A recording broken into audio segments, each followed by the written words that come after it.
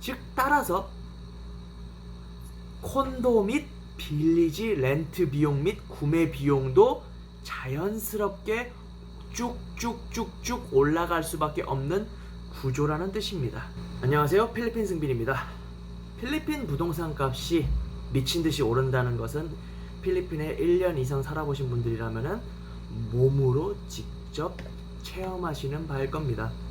직접적으로 부동산 구매를 하지 않으시더라도 월 렌트비만 해도 계속 집주인들이 올려받으려고 하니 말이죠.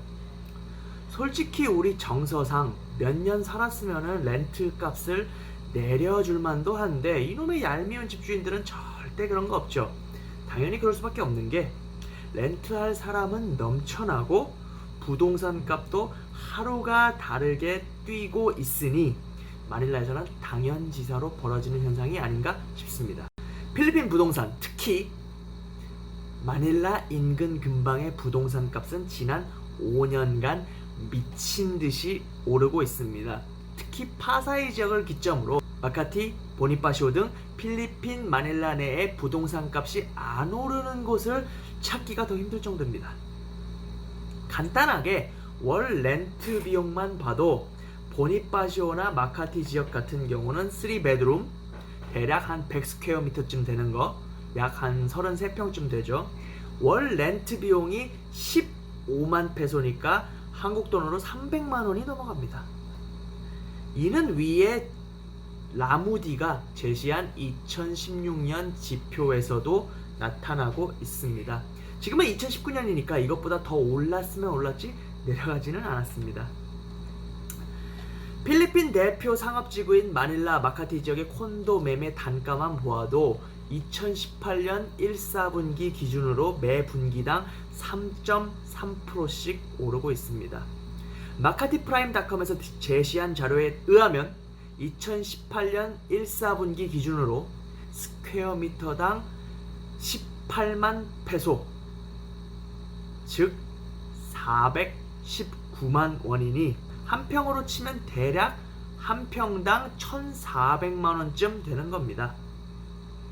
한 50평짜리 집을 마카티에서 사시려면 한 7억쯤 하시는 셈이죠. 이 또한 2018년 자료이니 2019년 말인 지금 올랐으면 올랐지 또 떨어지지는 않았습니다.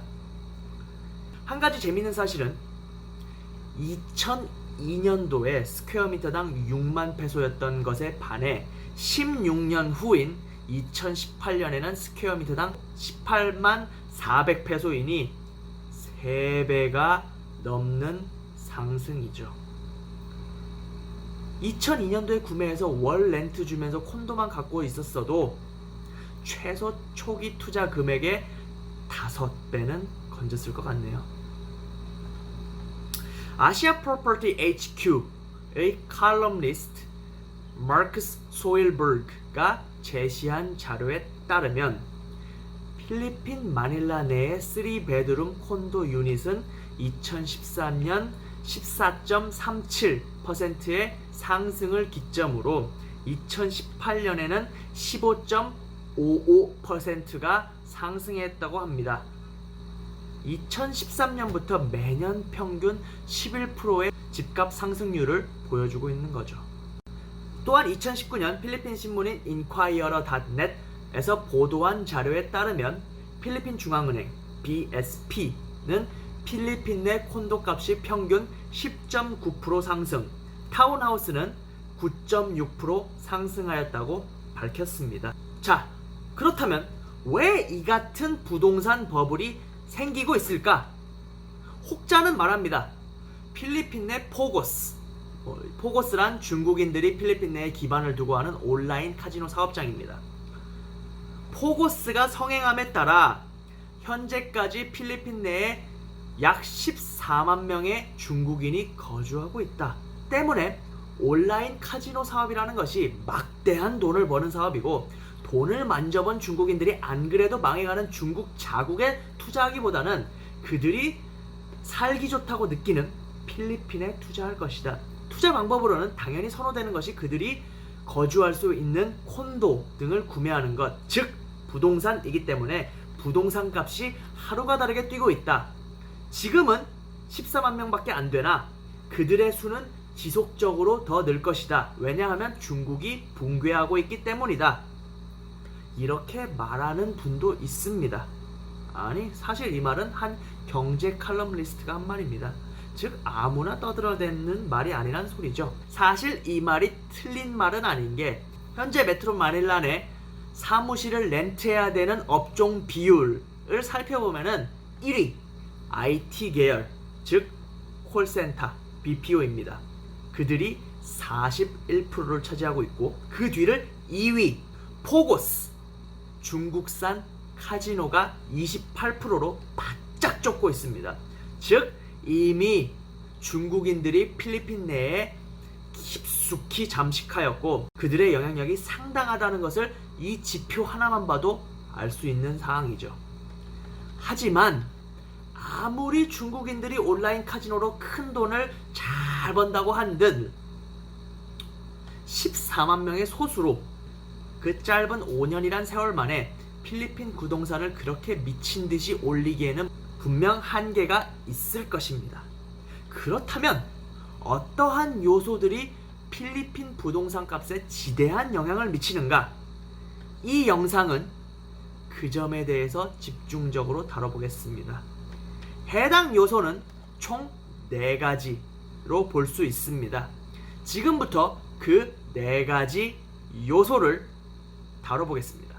이번 영상은 영상이 길어지므로 4가지 요소 중 1번 요소만 다루고 2편 영상에서 2, 3, 4번 요소를 다뤄보겠습니다. 영상을 2편까지 끝까지 시청해주세요. 해당 자료에 따르면 메트로 마닐라에는 2018년 기준 총 11.01 밀리언 스퀘어미터 규모의 사무실 토지가 있고 추가적으로 2.88 밀리언 스퀘어미터가 2023년까지 추가 증축될 거라고 합니다. 그런데 2.88 밀리언 스퀘어미터 중 28%는 다 지어지기도 전에 이미 선분양이 되어버렸다고도 하죠. 즉 이것이 시사하는 바는 얼마나 필리핀 내에 특히 메트로 마닐라 내에 사무실 부족 상황이 벌어지고 있는지를 보여주는 사실일 것입니다. 콘도나 집이 아닌 사무실이 부족하다. 즉 이 말을 다른 말로 하자면은 필리핀 내에 지금 현재 엄청나게 많은 일자리들이 쏟아지고 있으며 돈을 벌려면은 직원들이 집이 있어야겠죠. 즉 따라서 콘도 및 빌리지 렌트 비용 및 구매 비용도 자연스럽게 쭉쭉쭉쭉 올라갈 수밖에 없는 구조라는 뜻입니다.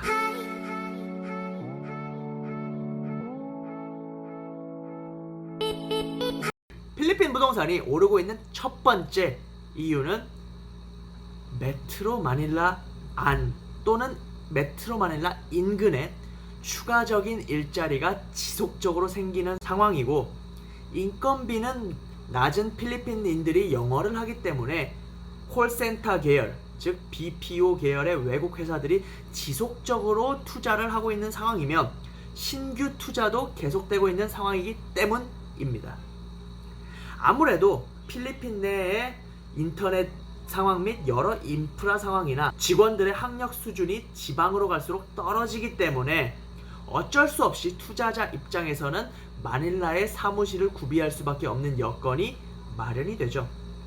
다른 말로 하자면 필리핀 내의 지방도시 분산 정책, 일자리 창출 정책 등이 제대로 시행되지 않다는 것을 나타내는 지표이기도 하겠지요.